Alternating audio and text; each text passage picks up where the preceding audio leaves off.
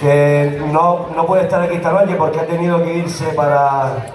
Sí, ok, gracias.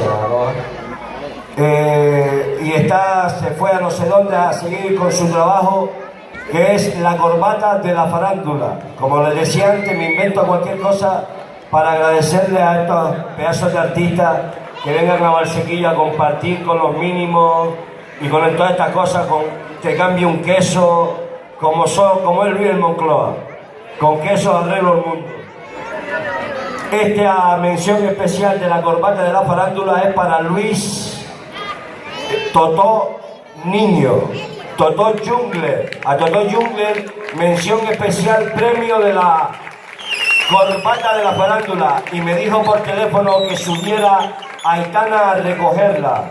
Aitana. Sí, se la compañía de Timbiriqui.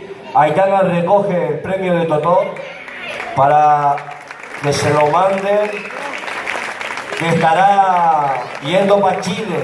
Totó vino de Chile, si recuerdan era el que hacía malabares por la noche con luces, que todo el mundo cuando he intercambiado opiniones, porque yo recojo opiniones de la gente, a ver cómo hacemos cada año, y la verdad que el nivel se nos pone difícil, de la calidad de los artistas.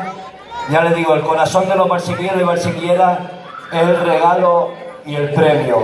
Me gustaría que subieran todos los artistas, por favor, todos los artistas del festival que están por ahí, a la gente de Argentina, al brasileño, a todos los artistas que están en el festival.